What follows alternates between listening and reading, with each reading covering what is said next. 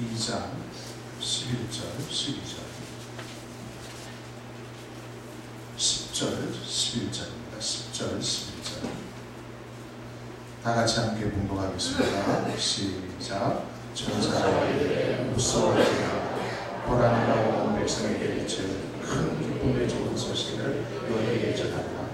오늘 다윗의 동부에 너희를 위하여 구주가 나셨으니 곧 그리스도 주시리라. 아멘.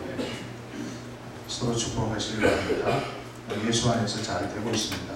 예수 안에서 잘 되고 있습니다. 높이 올라가는 고층 건물일수록 기초를 아주 깊이 튼튼하게 하는 것이 특징입니다. 기초가 튼튼해야 좋은 집을 지을 수 있는 거죠. 신앙의 기초가 튼튼해야 건강하고 아름다운 믿음의 집을 지을 수 있습니다. 오늘은 신앙생활에 있어서 가장 기초적인 복음에 대해서 잠시 말씀을 드리겠습니다. 우리는 늘 자기 자신을 향하여 이렇게 질문을 던져봐야 합니다. 나는 복음을 알고 있는가? 나는 복음을 제대로 알고 있는가? 그 복음에 대한 개념적이 굉장히 중요합니다. 누군가가 나에게 복음이 무엇입니까? 라고 질문을 하면 그것을 우리가 설명해 줄 수 있어요. 왜냐하면 내가 복음 때문에 하나님의 자녀가 되었기 때문에 그렇습니다. 잘 몰라요. 이렇게 하면 누가 그 예수를 믿을 수 있겠습니까? 내가 믿고 있는 그 예수 그리스도를 설명할 수 있어야만이 예수를 알지 못하는 사람들이 예수님을 믿을 수 있지 않겠습니까?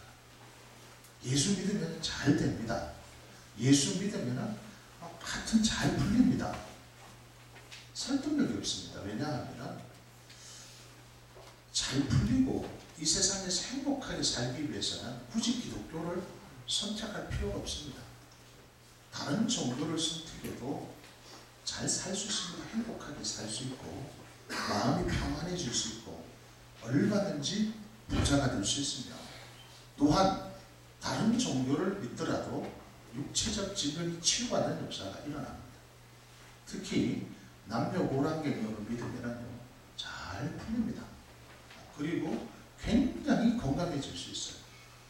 그리고 이 남녀오란계교를 믿는 사람들이 가장 많이 나타나는 현상 중에 하나가 육체적 질병의 치유입니다. 치유가 막 일어나요. 암덩어리도 떨어져 나가요. 이런 역사가 일어납니다.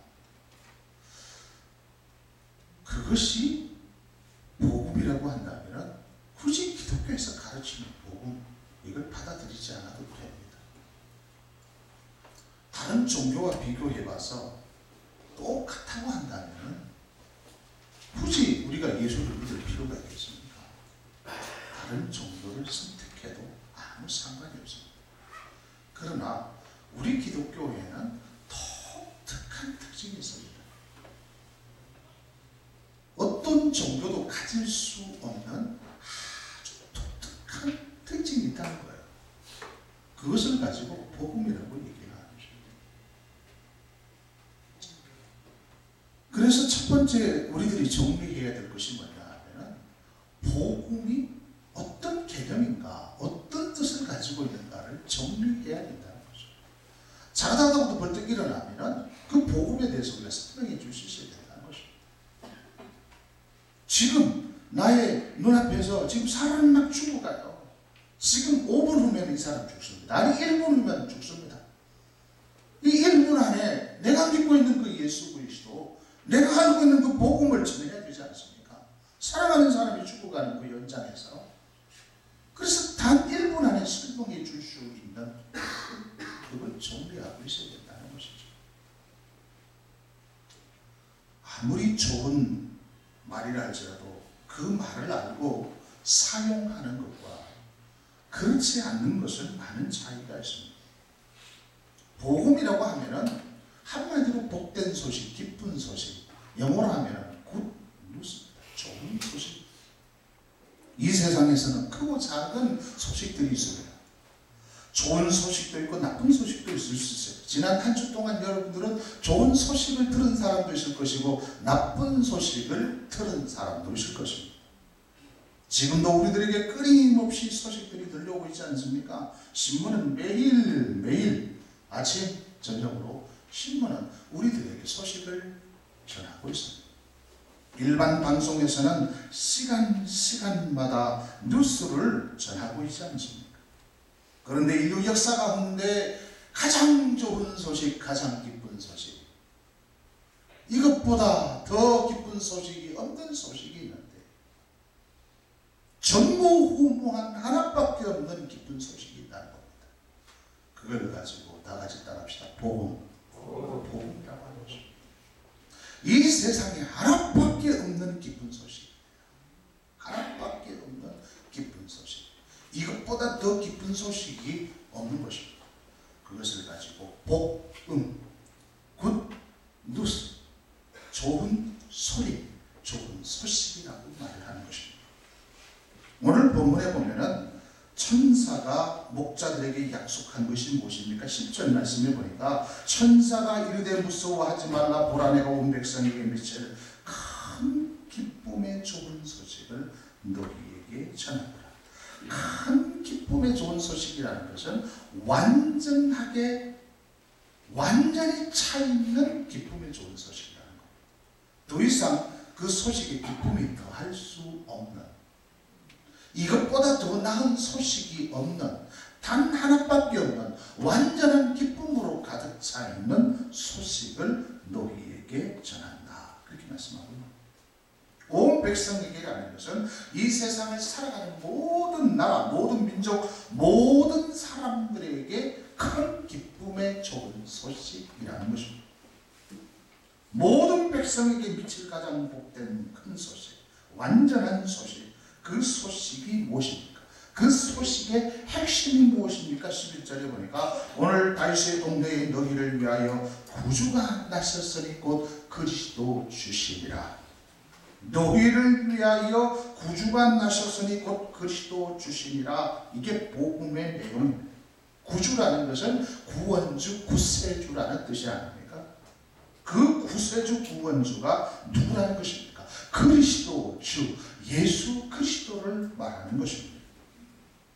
정리하면 이 세상에 단 하나밖에 없는 기쁨의 소식, 이것보다 더 큰 기쁨의 소식이 없는데 그 기쁨의 소식이 바로 누구냐 하면은 그분이 바로 예수 그리스도, 구세주로 오신 그 예수 그리스도가 복음이라는 것입니다. 할렐루야. 이해가 되십니까?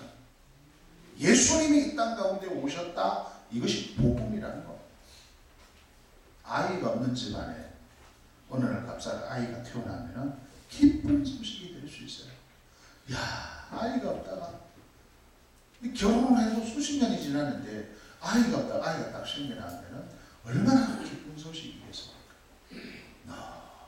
시험만 치고 떨어집니다. 대학 시험도 떨어지고 공무원 시험도 떨어지고 직장에도 시험 떨어집니다. 그런데 이런 사람이 어느 직장에 합격이 됐다면 기쁜 소식일 수가 있습니다. 죽을 병에 걸렸습니다. 이런저런 방법으로 다 치료를 해봐도 낫잖아요. 그런데 어느 날 병원에 가서 아주 귀한 약을 먹고 이 사람이 고침을 받았어요. 그렇다면 이 사람에게 있어서는 이 병 고쳤다는 것이 기쁜 소식이 될 수 있습니다. 항상 가난하게 살던 사람이 어느 날 부자가 되었어요. 기쁜 소식일 수 있지 않습니까? 이러한 소식들은 지극히 개인적인 것들입니다. 아이를 낳는다. 아이가 없는 집안에는 아이가 생기는 것이 기쁜 소식일 수 있지만 우리 집안에는 아이가 너무 많아. 그런데 아이가 생기면 별로 좋은 소식이 될 수 없는 겁니다. 늘 시험만 치면 합격을 해요.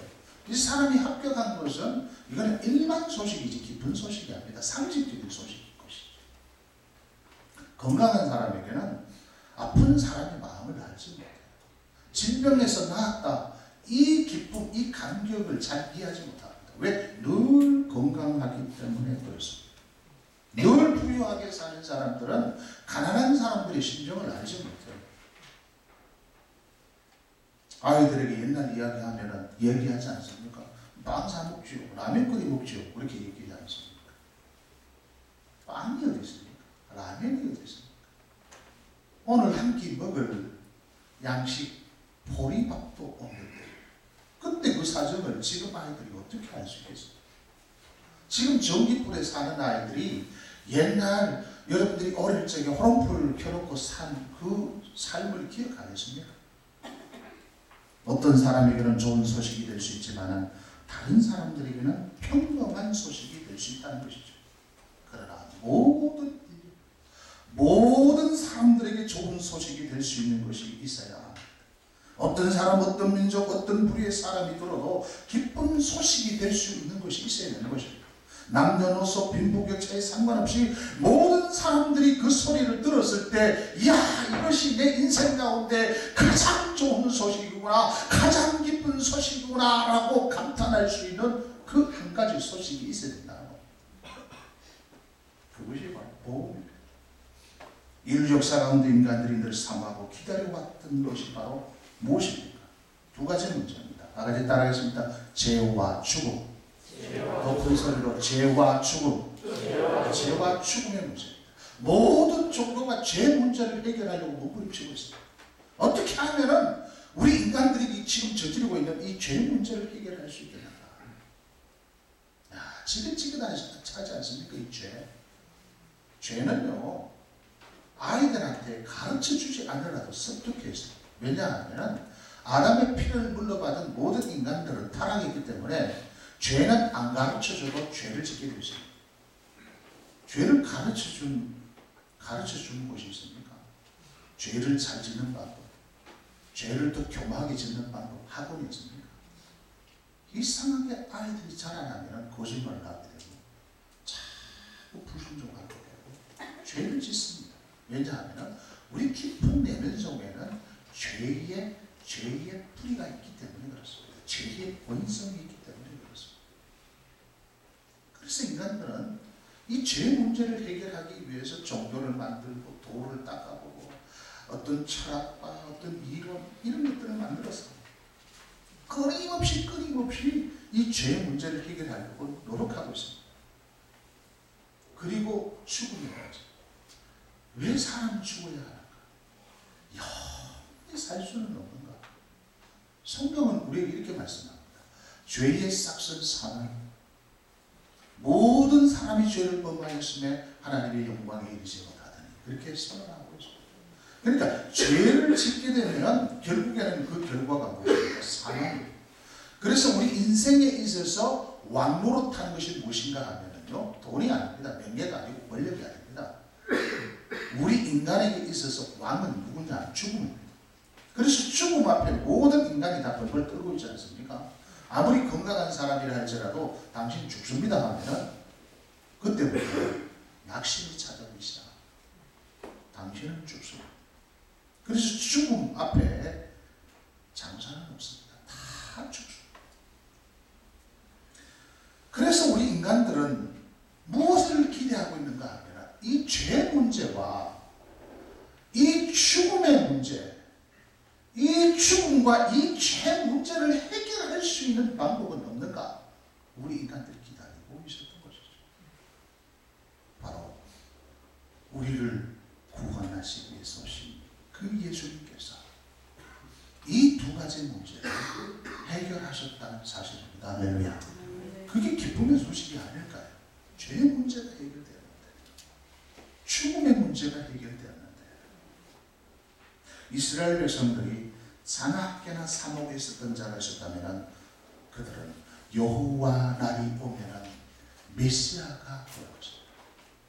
그 메시아가 오면 우리를 행복한 나라를 만들 것이다. 그것을 기대하고 있었습니다.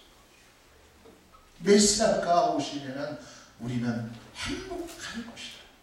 그래서 이스라엘 백성들의 생각 속에는 늘 정치적인 메시아를 기대하고 있었습니다. 다윗과 같은 왕, 솔로몬과 같은 그런 왕, 전무후무한 그런 왕이 있습니다. 우리나라를 행복하게 완벽하게 만들어 주실 것이라는 그 메시아를 기다리고 있었습니다. 메시아 대망 사상을 가지고 있었다는 것입니다. 갈라디아서 4장 4절 말씀에 보면은 때가 참에 하나님이 그 아들을 보내사 여자에게서 나게 하시고 때가 참에 정말로 이스라엘 백성들이 기다렸던 그 메시아가 베들레헴 나사렛 땅에 오셨다는 사실. 오늘 본문은 바로 그 이스라엘 백성들이 기다렸던 그 메시아에 대한 소식을 지금 알려주고 있는 것입니다. 복음은 바로 구세주가 되시는 예수 그리스도가 이 땅 가운데 오셨다는 것. 예수님이 이 땅 가운데 오셨다. 이게 복음이에요. 그렇다면 이 복음의 핵심입니다. 복음의 핵심은 다 같이 따라하겠습니다. 예수님. 복음의 핵심은 예수님입니다. 그 예수님이 누구인가 이것을 알고 믿는 것이 굉장히 중요합니다. 아무리 좋은 소식이라 할지라도 그것을 나의 것으로 받아들이지 않는다면 그 무슨 소용이 있겠습니까? 돼지에게 아주 비싼 다이아몬드 목걸이를 던져다 보십시오. 돼지가 깜짝 놀라면서 야 다이아몬드 목걸이구나 라고 자기 목에 걸고 다니는 돼지는 한마디도 없어요. 그것을 다 짓밟아버리죠. 더러운 말로 다 밟아버리게 되는 것입니다. 그렇습니다. 복음의 가치는 내가 그것을 알고 나의 것으로 받아들이고 그것을 믿을 때 그 복음의 가치가 있는 것입니다. 성경을 한 구절로 요약하라고 한다면 요한복음 3장 16절 말씀을 들 수 있습니다. 하나님이 세상을 이처럼 사랑하사 독생자를 주셨으니 이는 그를 믿는 자마다 멸망하지 않고 영생을 얻게 하려 하시니라. 하나님이 이 세상을 독생자 예수 그리스도를 보내주시기까지 사랑하셨습니다. 예수님을 이 땅 가운데 보내주신 목적이 무엇입니까? 두 가지입니다. 우리를 첫 번째는 멸망하지 않기 위해서, 죄를 통해서 우리를 멸망하지 않기 위해서 그렇게 하신 것입니다. 죄의 삭시 뭐라고 했습니까? 저를 보세요. 지금 성경을 보지 마시고 저를 보세요. 죄의 삭시 뭐라고 했습니까? 죽음이라고 했습니다. 그래서 예수 그리스도가 이 땅에 오신 목적이 첫 번째는 죽지 않게 하기 위해서, 우리를 죄로 말미암아 멸망당하지 않기 위해서 오셨습니다. 그리고 또 한 가지는 우리에게 영생을 주시기 위해서 그렇습니다. 죄와 죽음의 문제를 해결한다면 우리 인간은 영원히 살 수 있습니다. 그렇죠? 죄가 없으면 우리는 영원히 살 수 있습니다. 죄 때문에 우리가 죽는 것이지 이 죄 문제만 해결되면 죽음도 없는 거예요. 죽음이 없다는 것은 우리가 영원히 살 수 있다는 것입니다. 그것을 누가 감당하셨는가 하면 예수님께서 이 땅 가운데 오셔서 그 문제를 해결해 주셨다는 것입니다. 이해가 됩니까? 이걸 설명할 수 있어야 돼요. 이 설명을 기다리는 수많은 영혼들이 지금 기다리고 있다는 것입니다. 우리가 제대로 설명을 해주지 못해서 그렇지, 제대로 설명만 해준다면 이 복음을 듣는 사람들 눈이 바짝 뜨면서 그렇구나 이 복음을 받아들이게 되어 있다는 것입니다. 복음의 핵심 첫 번째는 예수님이라고 했습니다. 그리고 두 번째는 더 이제 넓게 생각을 해봐야 돼요. 그 예수님이 이 땅 가운데 오셨는데 예수님께서 어떤 사역을 하셨는가 하는 것입니다. 예수님은 33년이라는 아주 짧은 생애를 살았어요. 33살 같은 아주 젊지 않습니까? 그것도 30년은 부친 아버지인 그 요셉의 목수일을 했습니다. 30년 동안은. 그리고 단 3년 기간 동안만이 공생의 사역을 하셨어요. 공적인 사역을 하셨다는 겁니다.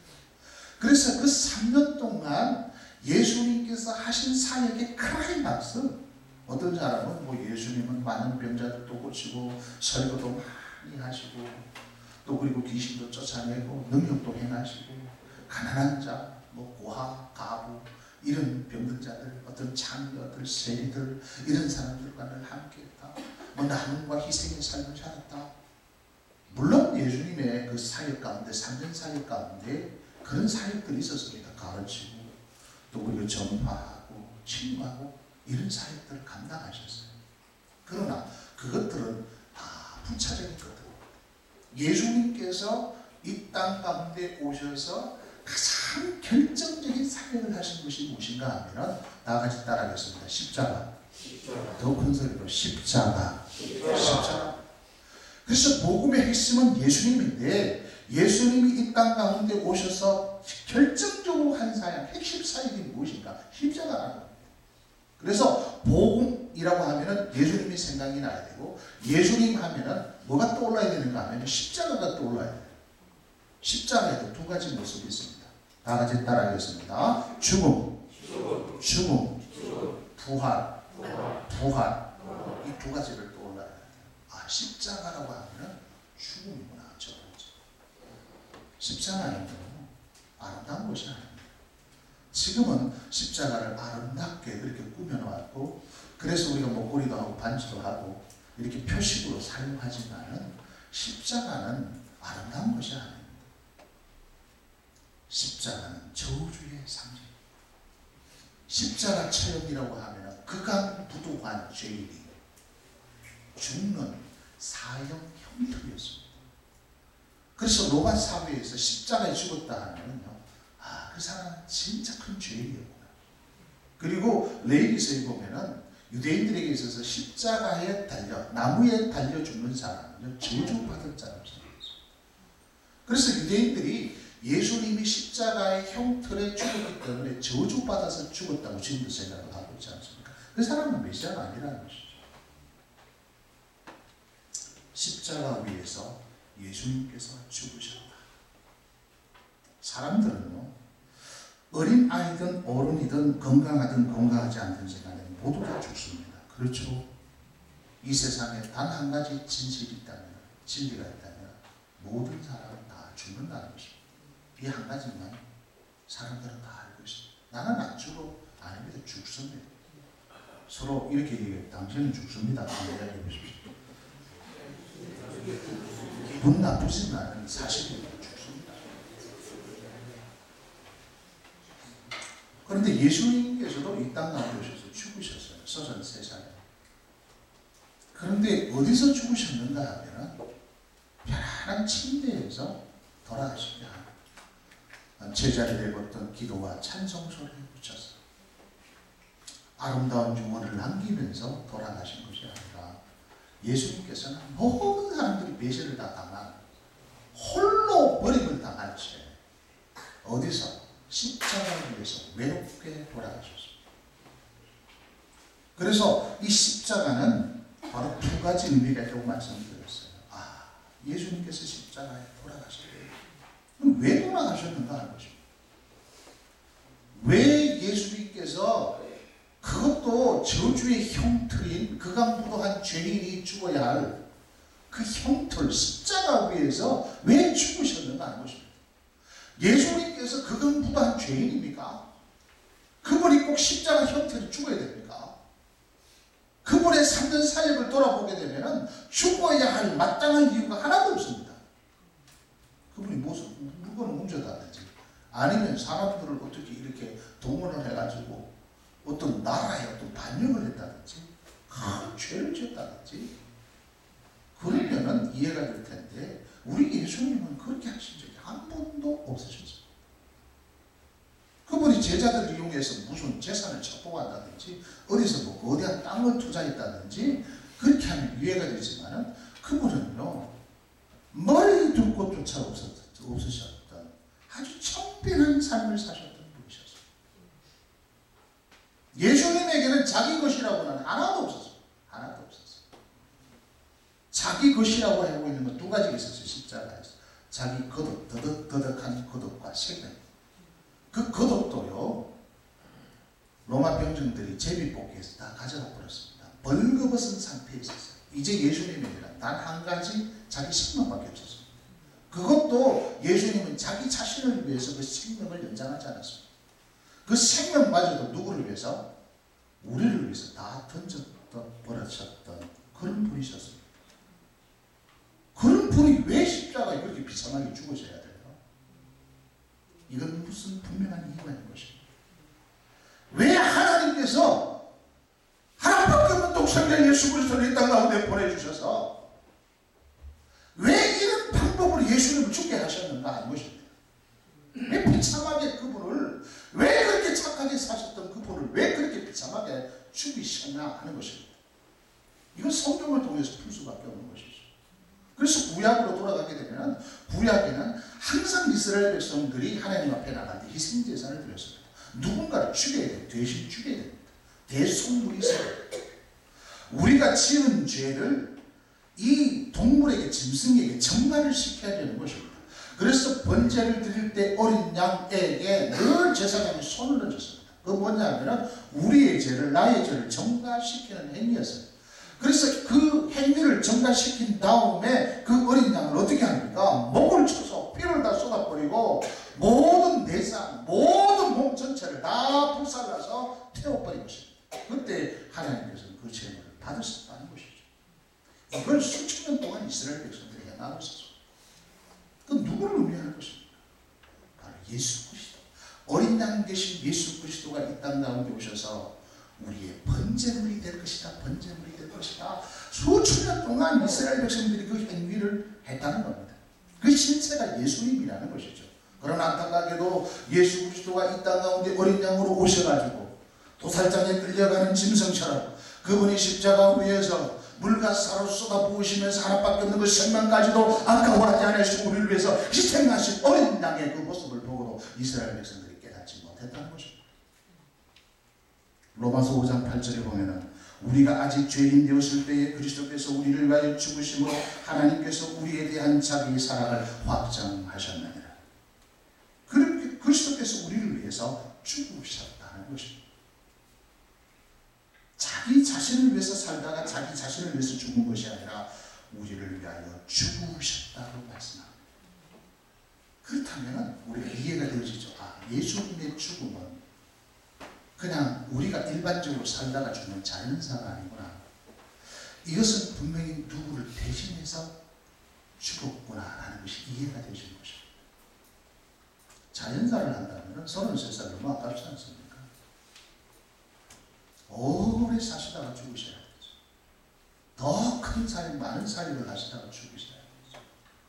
그런데 33살에 죽으셨다는 것은, 젊은 나이에 죽었다는 것은, 이것은 의도적인 죽음이라고 우리는 생각할 수밖에 없다는 것입니다. 로마서 5장 10절 말씀에 보면은 곧 우리가 원수 되었을 때에 그의 아들의 죽으심으로 말미암아 하나님과 화목하게 되었은즉 화목하게 된 자로서는 또 그의 살아나심으로 말미암아 구원을 받을 것이라. 그렇게 말씀합니다. 아, 그분은 왜 죽었는가?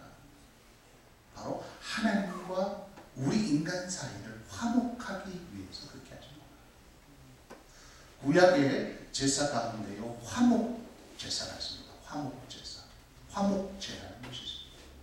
이건 뭐냐 하면 어떤 사람과 어떤 사람이 어떤 원수 관계가 되었을 때 제물을 통해서 화해시키는 것을 말하는 것입니다. 하나님과 우리 사이에는 원래 첫 인간들은 완전한 관계에 있었지 않습니까? 죄가 없었기 때문에. 그러나 우리 인간이 범죄함으로 말미암아 하나님과 그 관계가 원수 관계가 되어버렸잖아요. 죄라는 것 때문에. 그래서 그 죄 문제를 해결하기 위해서는 예수님이 화목 제물이 되셔야 돼요. 중간에. 그래야 그 죄 문제가 해결됨으로 말미암아 사람과 하나님 사이가 하나가 될 수 있는, 연합될 수 있게 되었다는 것입니다. 갈라디아서 2장 20절 말씀에 보면 내가 그리스도와 함께 십자가에 못 박혔나니 그런즉 이제는 내가 사는 것이 아니요 오직 내 안에 그리스도께서 사시는 것이라. 그렇게 말씀하고 있지 않습니까? 내가 그리스도와 함께 십자가에 못 박혀서 죽었다는 것입니다. 그래서 복음의 핵심 가운데 첫 번째 우리들이 정리해야 될 것이 뭐냐 하면 예수님께서 십자가에 죽으셨는데 나도 함께 죽었다는 것이 이해가 되어져야 돼요. 할렐루야. 이게 이해되어져야 돼요. 그 다음에는 두 번째가 부활입니다. 뭐라고요? 부활. 예수님의 무덤은 빈 무덤입니다. 왜냐하면 죽음에서 부활하셨기에 죽은 시신이 없기 때문에 그렇습니다. 고린도전서 15장 20절에 보면은 그러나 이제 그리스도께서 죽은 자 가운데서 다시 살아나사 잠자는 자들의 첫 열매가 되셨도다. 그렇게 말씀합니다. 자, 다시 한번 정리를 해봅시다. 예수님께서 이 땅 가운데 우리를 위해서 오셨는데 우리의 죄 문제를 해결하시기 위해서 예수님께서 십자가에 돌아가셨어요. 대신 죽으셨습니다. 그런데 그것으로 끝입니다. 예수님께서 십자가에서 우리를 위해서 대신 죽으셨다. 그리고 예루살렘에 가면 예수님이 돌아가신 그 갈릴리 언덕에 거대한 무덤이 있다고 생각해 보십시오. 그러면 많은 사람들이 그 성지 순례를 가서 그 예수님의 무덤 앞에 참배를 하게 될 것입니다. 그러면 다른 종교가 다를 바가 무엇입니까?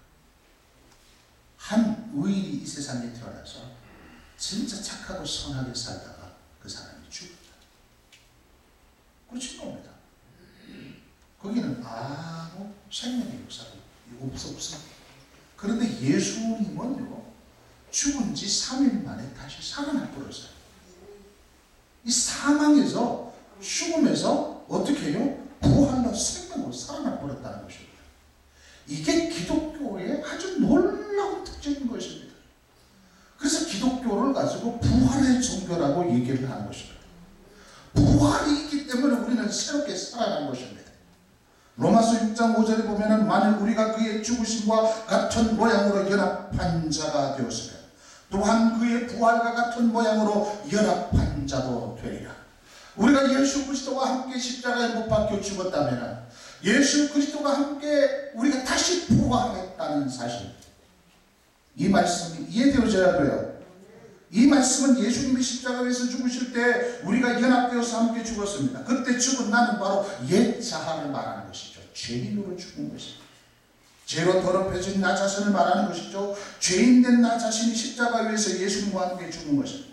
그리고 예수님이 부활할 때 우리도 예수님과 연합하여 함께 살아나게 되었습니다. 바로 새 사람, 의인, 하나님의 자녀로 살아나게 된 것입니다. 우리가 예수를 믿었다라고 할 때 그 예수 그리스도가 내 속에 와서 죽음과 부활이 함께 역사했다는 것입니다.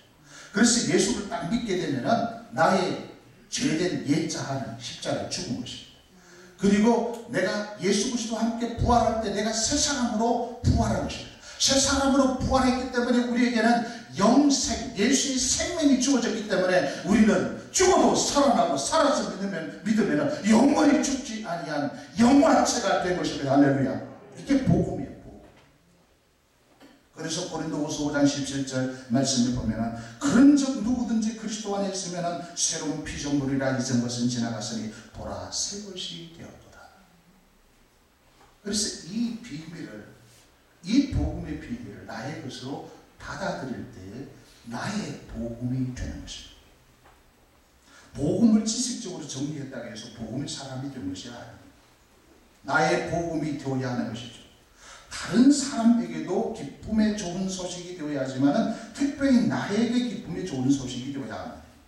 다른 어떤 사람이 복음을 듣고 그 복음의 축복을 누리며 살아가는 것이 아니라 내가 복음이 되어서, 나의 복음이 되어서 내가 복음의 복을 누리는 자가 되어야 한다는 것입니다. 그래서 나의 복음이 되기 위해서는 어떻게 합니까? 그 복음을 내가 드려야 되는 것이죠. 로마서 10장 14절에 보니까 그런즉 그들이 믿지 아니하는 일을 어찌 부르리요 듣지는 못한 일을 어찌 믿으리요 전파하는 자가 없이 어찌 들으리요. 그렇게 말씀하고 있는 것입니다. 복음을 전파하는 자가 없는데 어떻게 그것을 들을 수 있겠어요? 반드시 복음은 들어야 하는 것입니다. 오늘 저는 여러분들에게, 여러분들이 이해가 되든 되지 않든지 간에 저는 여러분들에게 복음을 전가할 것입니다. 오늘 복음을 전가한 거예요 지금. 그래서 여러분들이 그것을 받아들이고 나의 복음이 되느냐 그렇지 않느냐는 여러분의 선택에 달려있다는 것입니다. 여러분들에게 모두 다가 동일하게 2억이라는 돈을 주었습니다. 그리고 가장 최근에 나온 아주 최신식, 아주 좋은 고급 벤처 승용차, 가격이 2억입니다.